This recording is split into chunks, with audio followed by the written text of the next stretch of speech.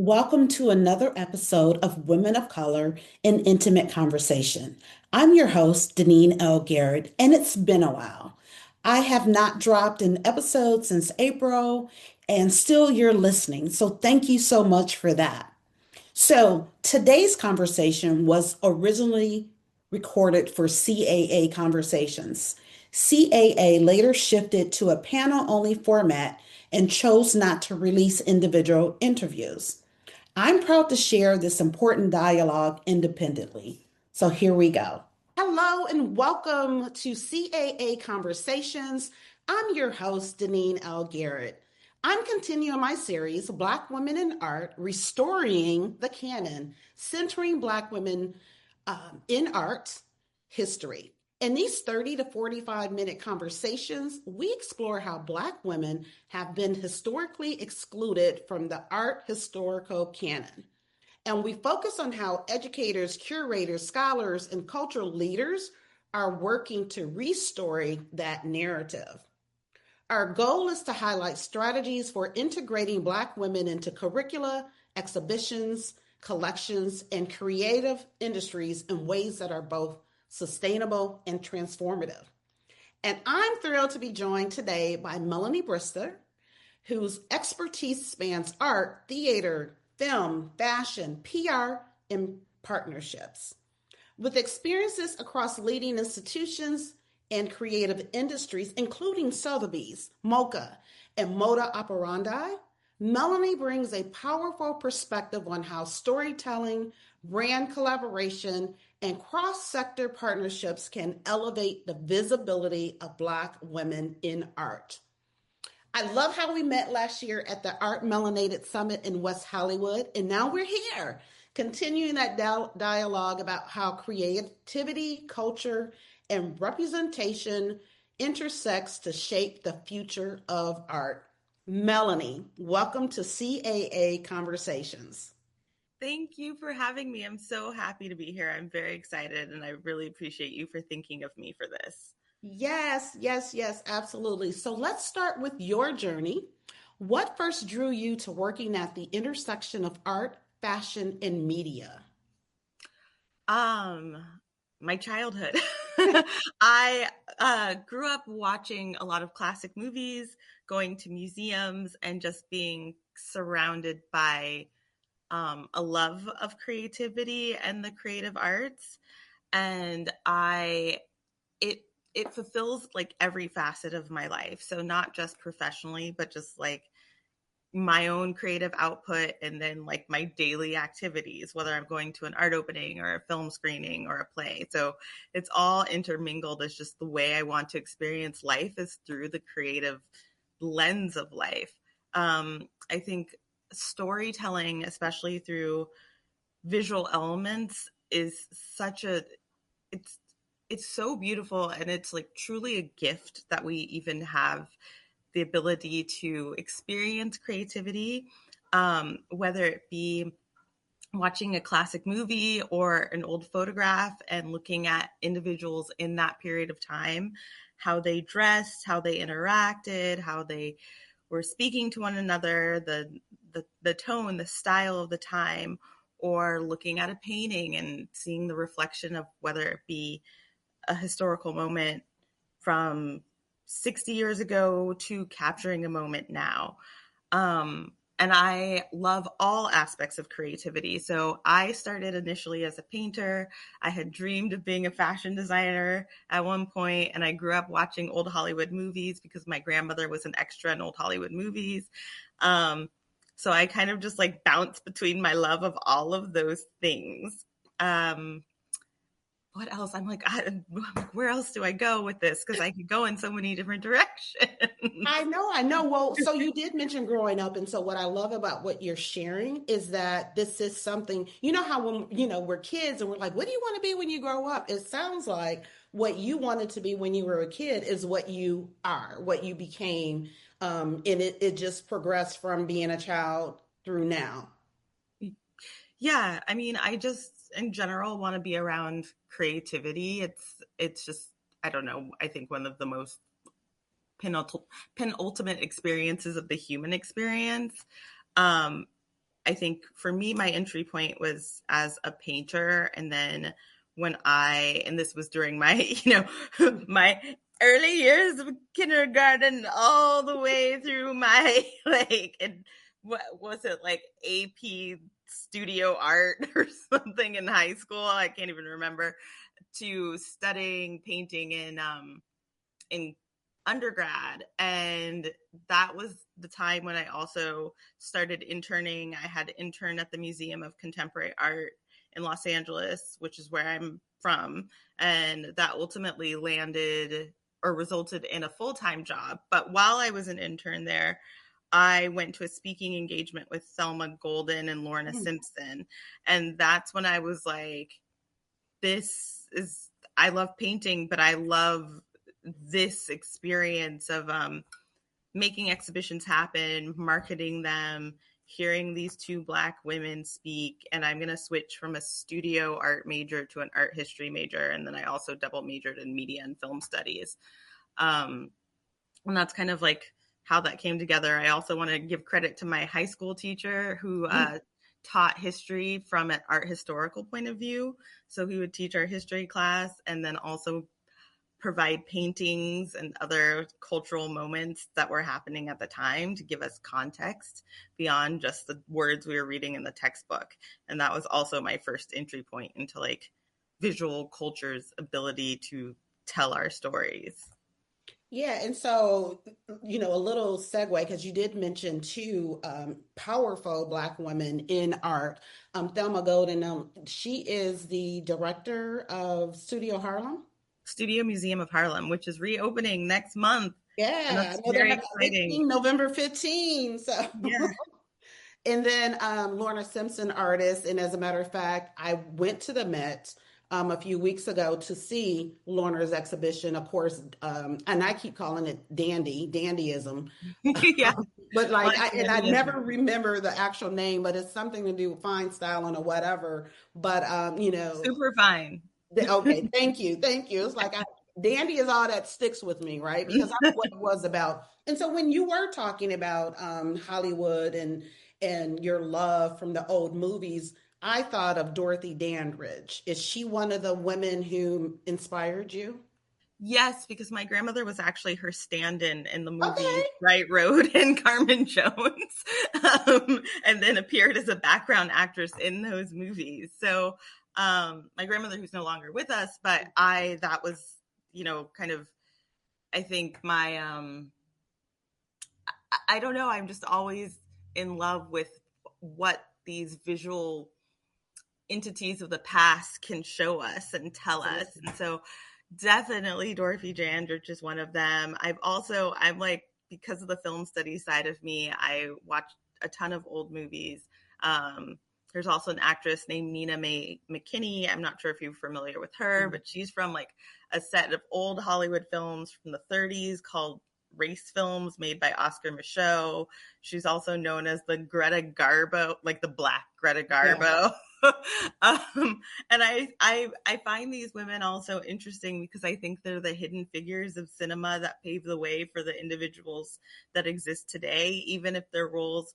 Nina Mae McKinney was a star in these predominantly Black films of the 30s, but whether it be her or my grandmother, although she was a background actress in the stand-in, they were doing that work and being on the front lines of opening the doors to create the visibility today. And everyone who is doing this, everyone is doing work to open more and more doors, whether it's passively by just being there Mhm. or more actively by bringing more people on. And that's why we're having this conversation, this specific conversation, to lift those women, right? The unseen women who were pivotal to cinema, to art, and all of those things. So you mentioned LA. And your work spans major cultural hubs like New York, London, and LA. Tell us more about how these experiences shaped your view of representation and inclusion in the arts. That's such a good question. So I'm originally from Los Angeles, so it's my hometown. I call it my small town, which I know it's a big town for some Right. other people. It's my Mayberry, but um, LA, I think is really interesting, specifically if you look at the visual art world, it it's a hub for contemporary art. Having started at the Museum of Contemporary Art here, seeing the Broad Museum come up and Mm, BCAM come up over years, I think that LA really is a hub for um, the contemporary artists, emerging contemporary artists, established contemporary artists, and then New York is like a marriage of the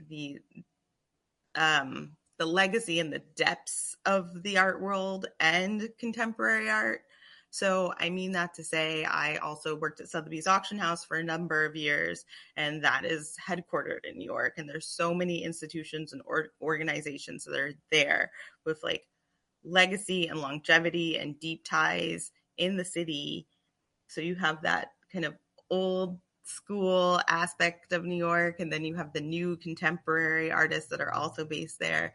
Um, London, of course, also has a contemporary art scene, but London is like even older than New York, right. and you know, and so I feel like I was like I'm moving through the histories and the present days Mm, of arts and culture, and they're all of them are epicenters for different creative disciplines.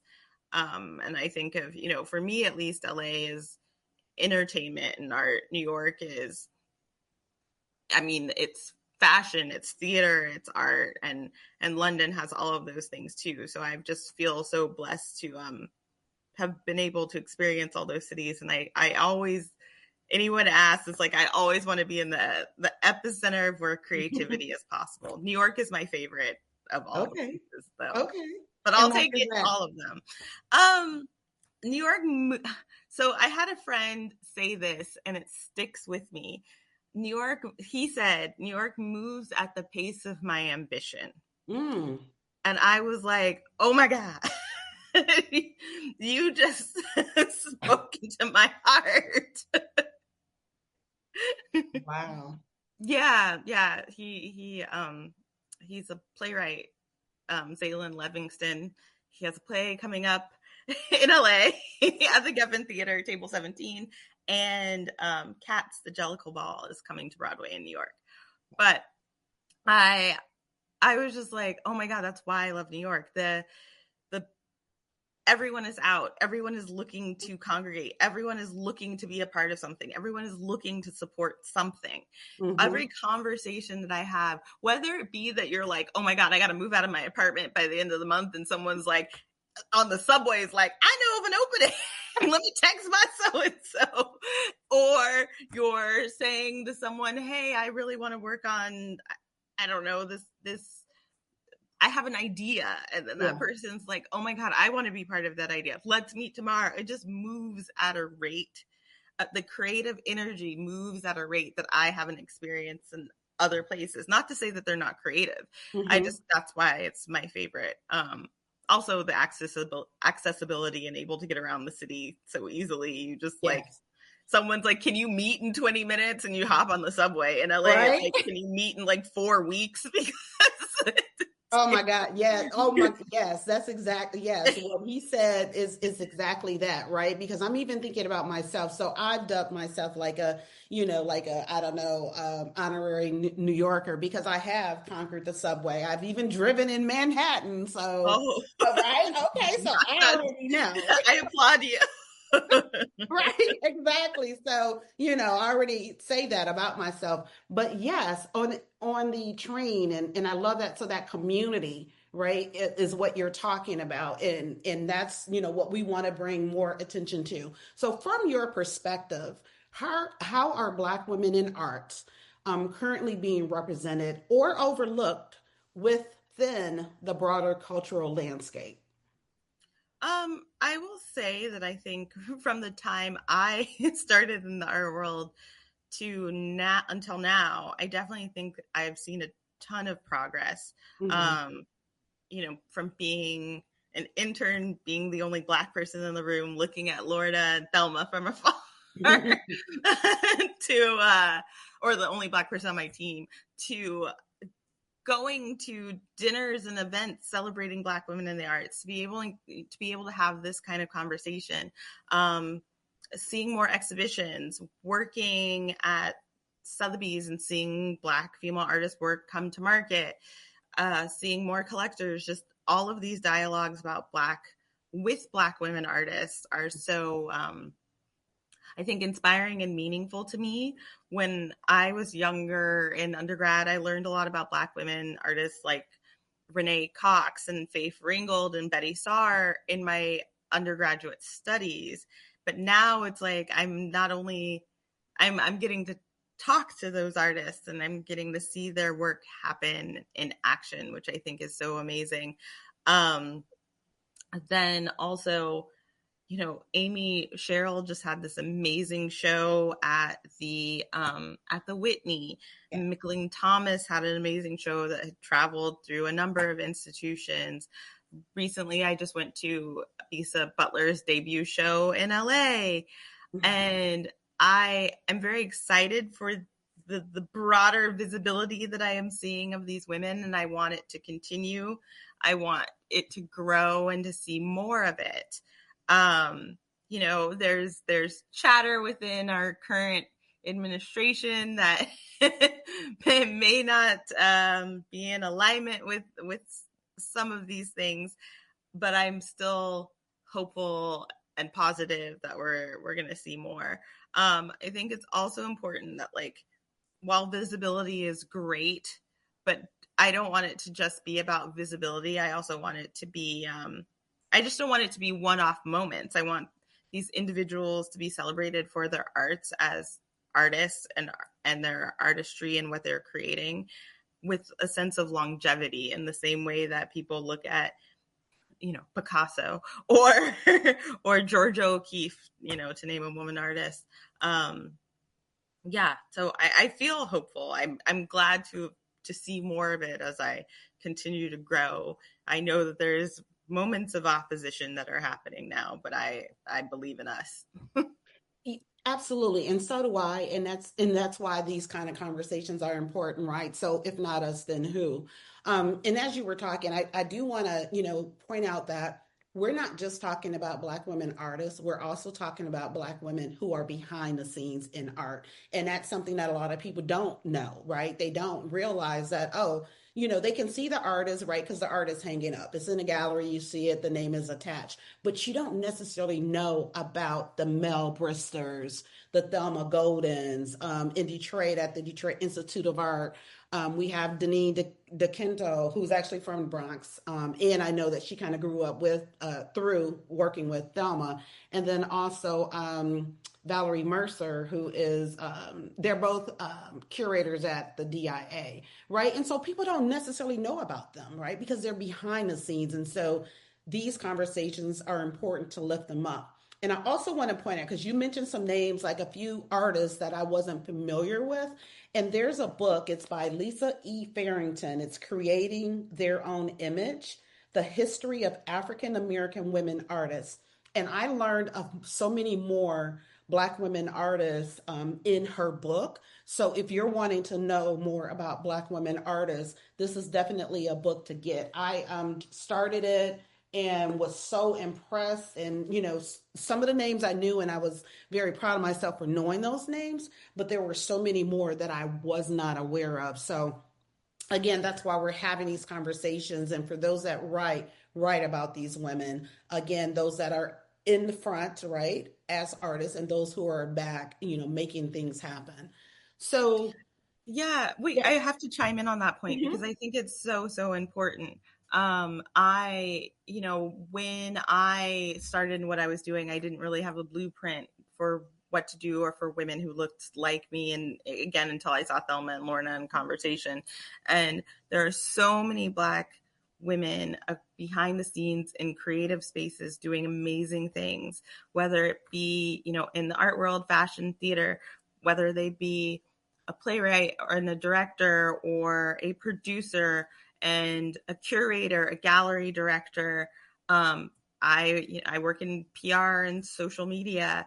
There's just so many different roles that exist, and I think that's also really important to think about when going into these fields, is that yes, artist is like the very most forefront of visibility, but there's just it kind of runs the gamut. You dream it, you can make it happen, and if it doesn't exist, you just Create try it. your best to create it and make it. Create it. Absolutely.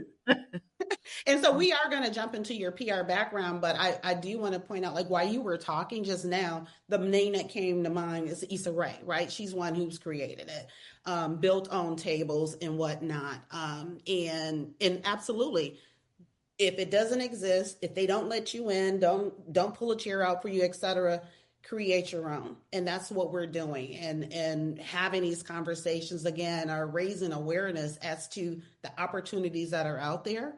And again, if it doesn't exist, make it happen. If it's something that's on your heart, you feel strongly about, make it happen. So we know PR and partnerships often define visibility. How can storytelling in these fields help restore the canon for Black women in arts? Another good question. um, um, I think when storytelling, when done with intention, is a powerful way to restore the canon.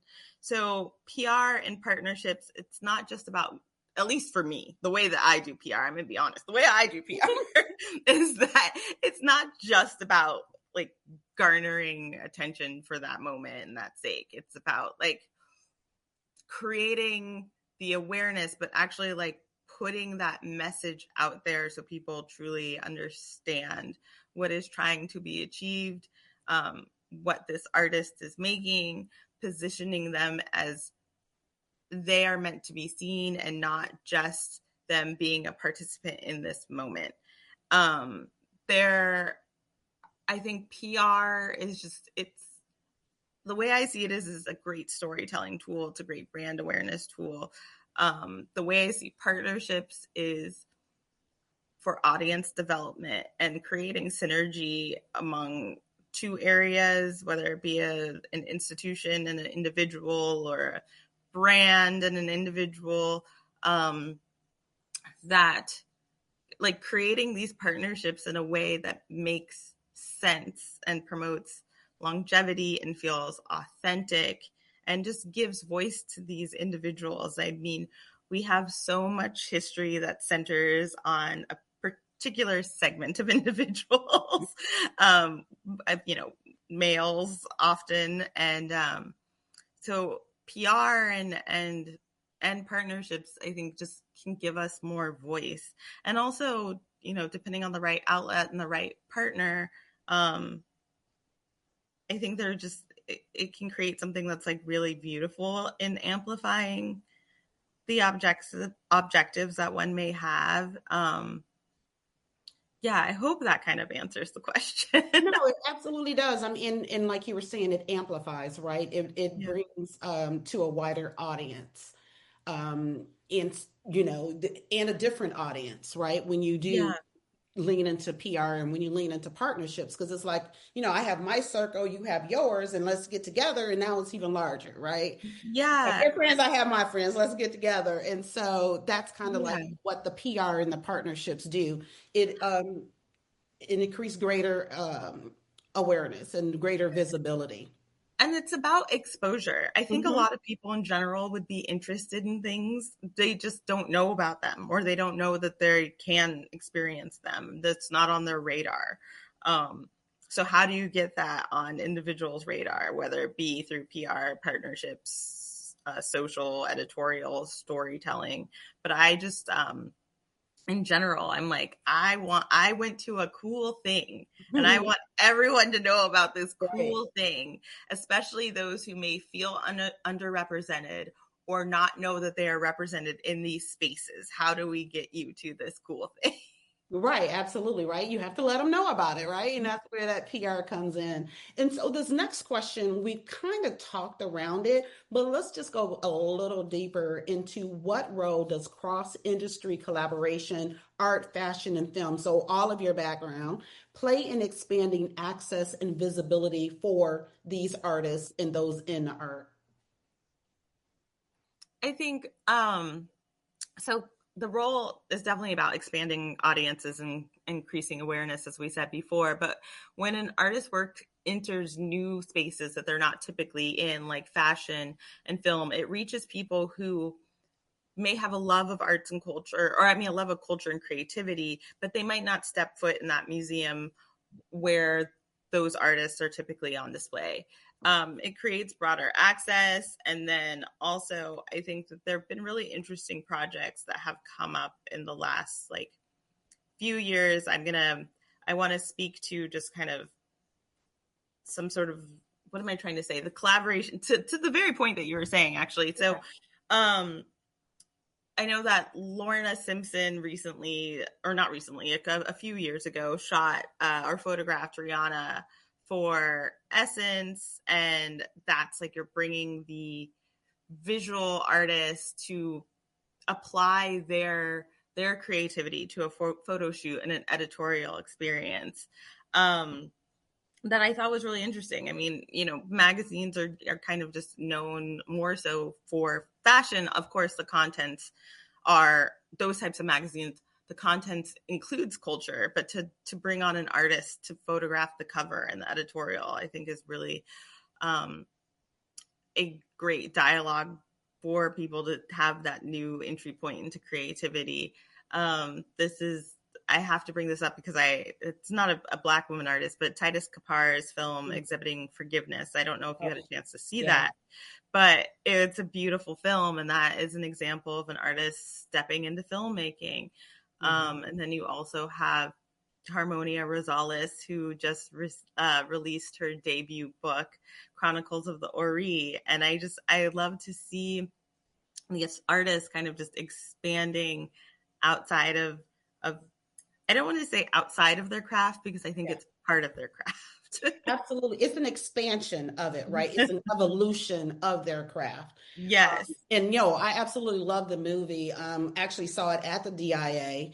Titus was there, and there was a talk afterwards. And I also will shout out Metro Detroit, the D, because his benefactor is a huge collector of African American arts.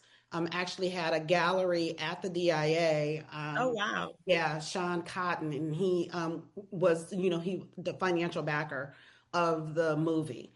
And so the movie, it was a touching movie. Oh, it's so important. Yeah, and it spoke to me personally. It was with him and his son. So the character, the main character, the Titus character and his son, their relationship, like it really spoke to me because I lost my dad when I was young. And so I don't really remember the emotions that I had at the time. I remember kind of writing about it, but that is what resonated with me. And then as you're talking about the movie, like when I'm watching TV, when I'm watching Black shows in particular, I'm not necessarily looking for, but I do notice the art. And so one show in particular, I think it's Forever, Mara Bracakio on Netflix, and it's about teenagers, but it's their love story, their romance. But there was lots of Black art in there, and I'm looking at the art, and I'm like taking pictures so I can find out who the artist is.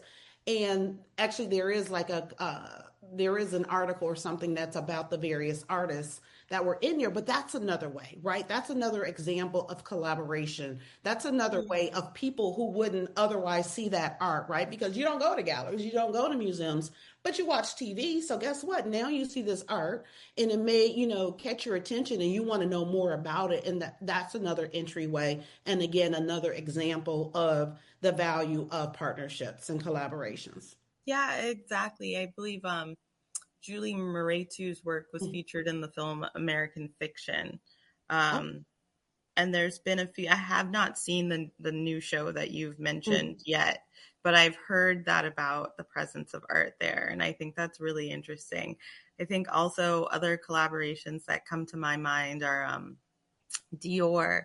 They do a lot with artists, and in recent years have been working with Black female artists. So they did a collaboration with Micheline Thomas, and she designed, they had a design inspired by, or what is it, the Lady Dior bag.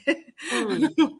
She did a collaboration with them. And then recently I complimented, I was at an art event, and I complimented a woman on her bag, and she was like, "Oh, this is a Dior collaboration with Faith Ringgold." And Oh. I was like, "Oh my god, this is amazing!" And I was just thinking, like, I know who that artist is, right? Like, Yeah. but if some other person, another individual, Black, white, any ethnicity, decided to compliment her on her bag, and she was so passionate in telling the story of the artist and the bag and the collaboration, like that in itself is such an interesting way to educate people. Like, yes, this is a Black artist, yes, they did Yeah. this collaboration with this brand, and yes, these types of collaborations exist. Right.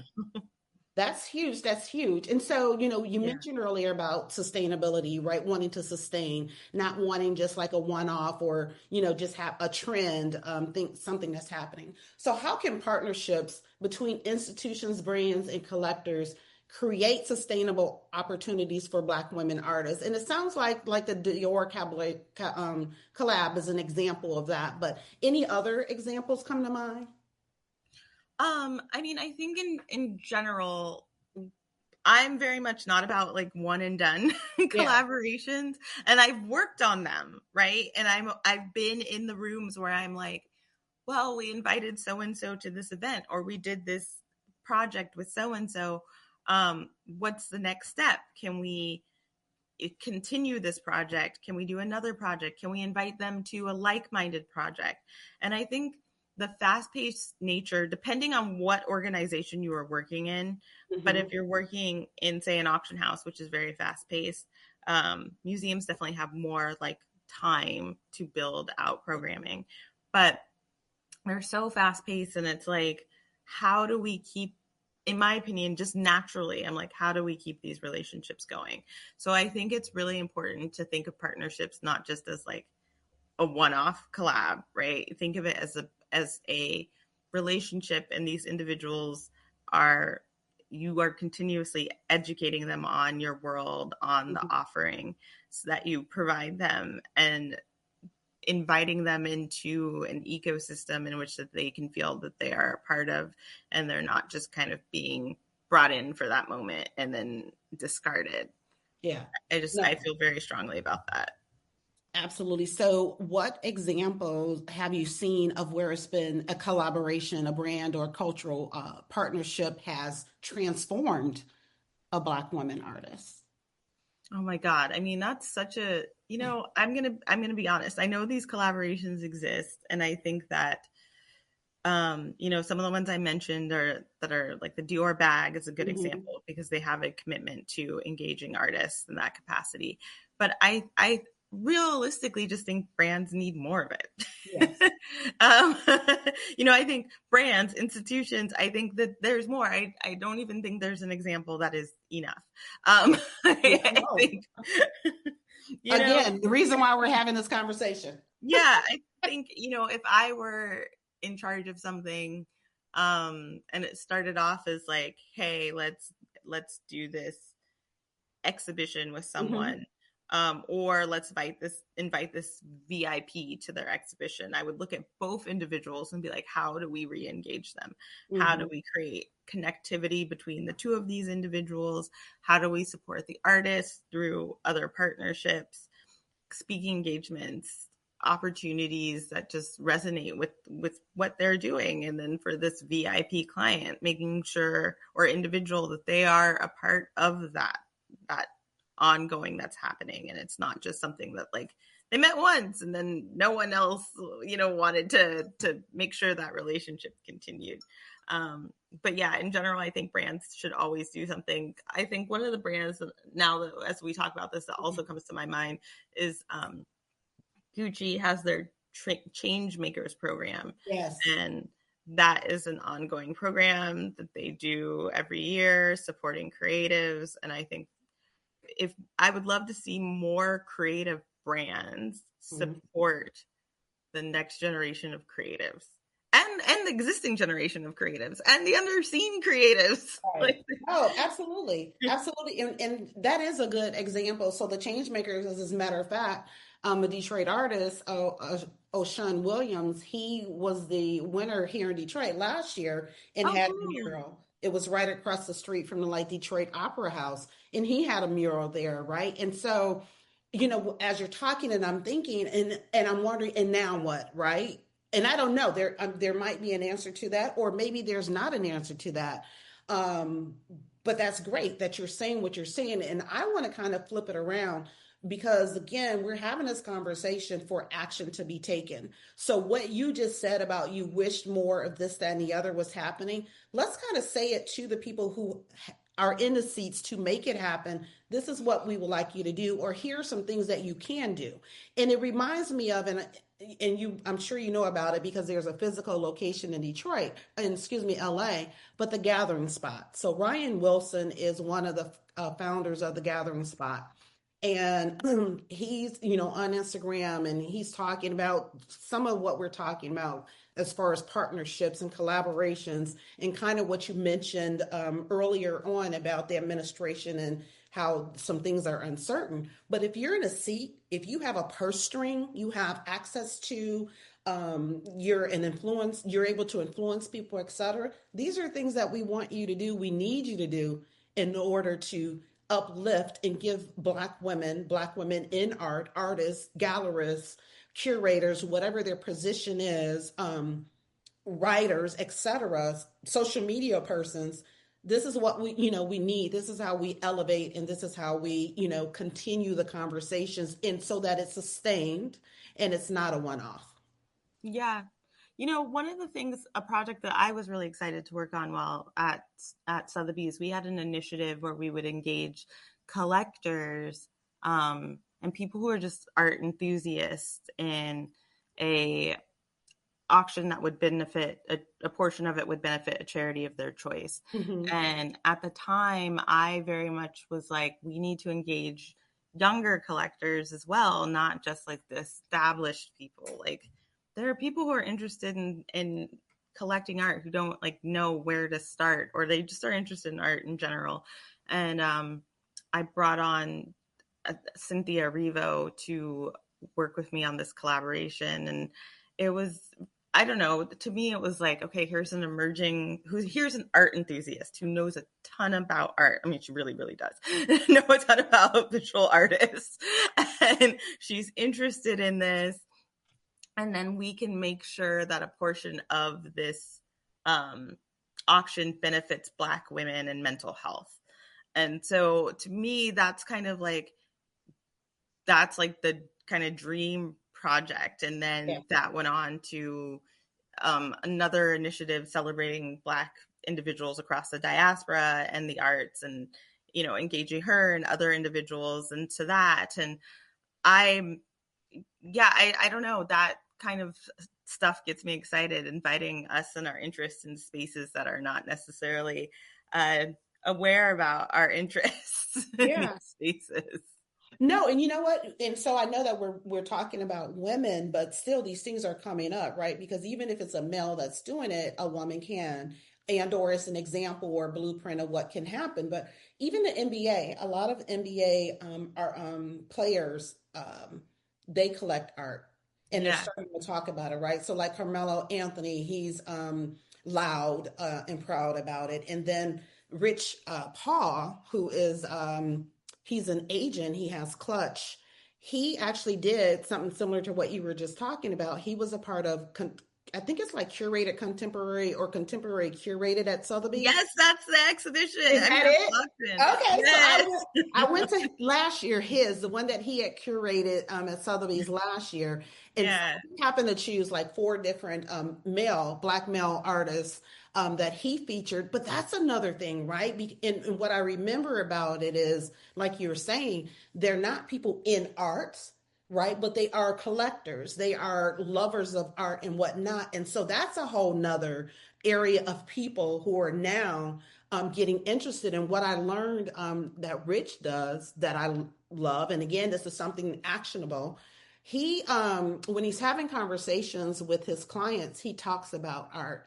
He even suggests that, when you're in a different state, instead of going to the club or this, that, and the other, go to a gallery, go to a museum or something, like immerse yourself in art, learn about that. And he really encourages his clients to collect. Yeah, no, I think that's fantastic and Yeah. that's wonderful. All right. So, what advice would you offer to emerging Black women artists, Black women in the arts, navigating these interconnected industries? Be yourself. Be yourself. Don't be afraid to enter these spaces. Don't wait for an institution or brand or organization to invite you into this space. If you have an idea, don't be afraid of making it happen.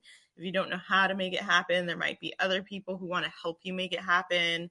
Collaborate across these different disciplines.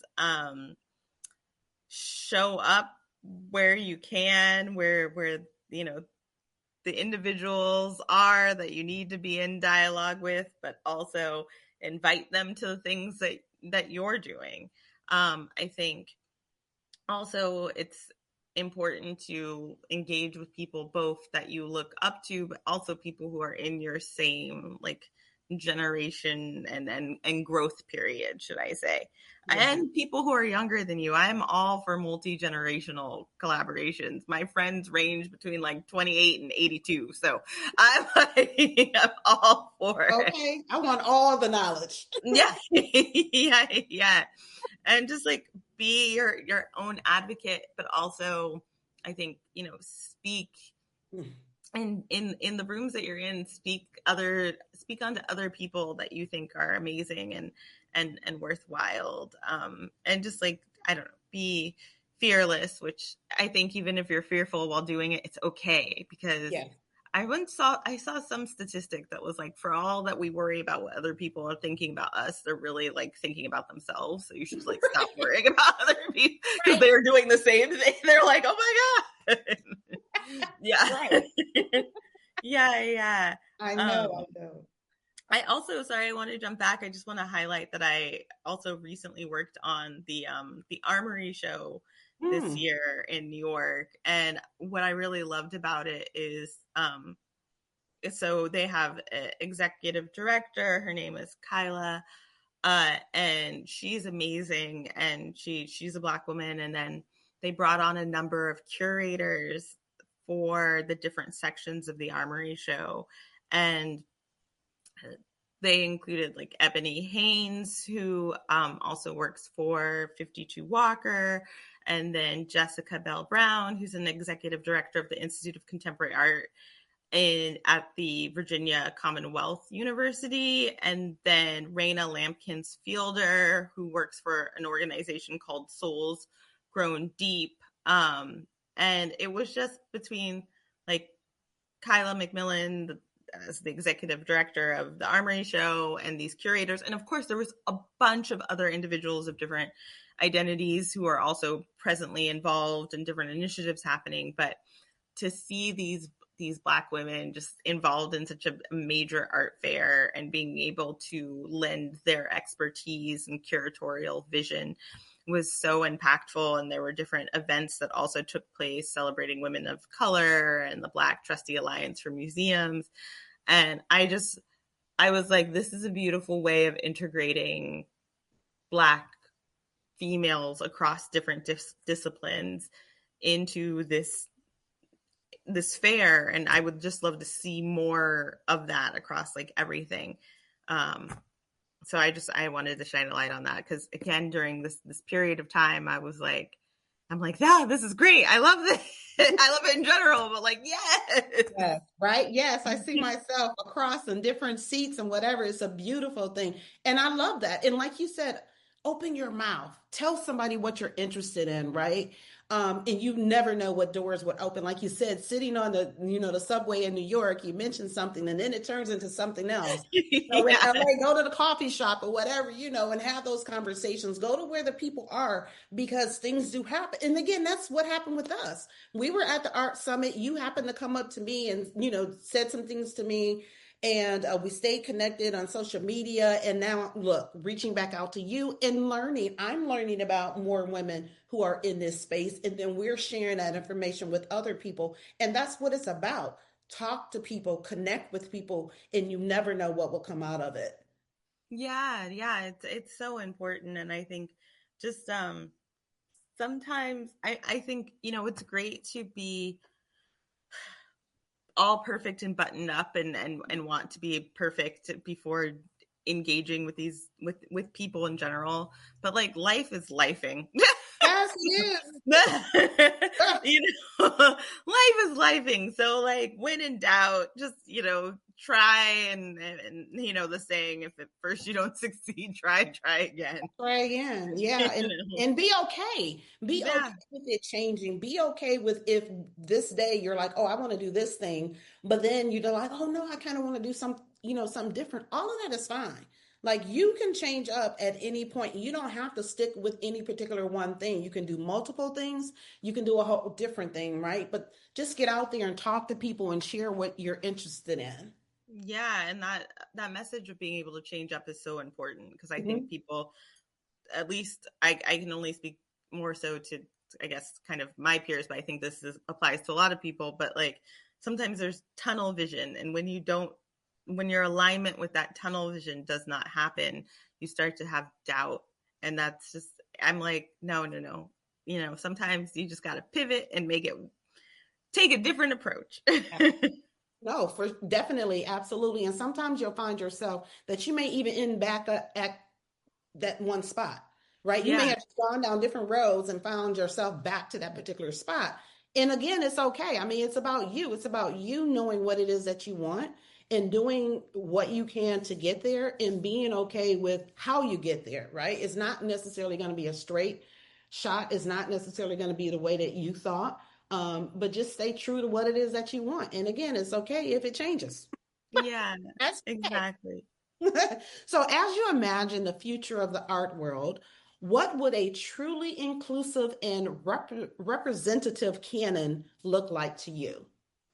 Where like I am big on diversity, equity, and inclusion. Sorry. I mean, I'm not sorry. That's Sorry, my not background. sorry. That's my background. So, but but that's the way in which I like to experience the world. I mean, I am very happy to be a Black woman. I yes. have a diverse and international friend group that I am so grateful for on like every day. I'm just like, I am grateful for just like all these different friends from different walks of life showing up. And I think that, my dream scenario of like something that's truly inclusive and representative is something where everyone can be an active participant. They're not just treated as a one-off moment, that there really is cohesive collaboration among our different cultures and identities and genders, and we can just continue to output creativity and tell our stories. I think that's what life is. It's a human experience, is like storytelling and community and sharing things. And anyone that feels that it should be otherwise is really missing out on the beauty of this thing called life. Absolutely right. So, finally, what gives you hope about where we're headed in terms of visibility, access, and equity for Black women in art? Black women give me hope. Yes. They give me hope all the time. As I mentioned in general, I mean, I mentioned earlier, like cross generational collaborations give me hope. The next generation gives me hope. The present generation, us, we give me hope. Artists, curators, collectors, people who are building new systems, who are excited to support the work of just creatives, they all give me hope. So when I'm in doubt, and if I even this gives me hope, this conversation, your work gives me hope. Oh, thank you. Yeah, yeah, that's what gives me hope. No Oh, matter no matter how big or small, I think every step is a step in the right direction, and that gives me hope. I love it. I love it. So thank you, Melanie, for sharing your insight and experience with us today. Before we close, I want to highlight a few key takeaways from our conversation. Art as archive. Melanie shows us how creativity, personal history, and lived experience can serve as a living archive, preserving cultural memory through artistic practice. Restoring the canon, centering Black women in art history, requires artists, scholars, institutions, and creative leaders to be intentional about whose stories get told and how, and cross industry collaboration as empowerment. Partnerships across art, fashion, media, and cultural sectors can amplify visibility, create sustainable opportunities, and ensure Black women in art thrive. And thank you to our listeners for joining us for another episode of CAA Conversations. I'm your host, Deneen L. Garrett. Until next time, keep imagining, creating, and restoring the canon.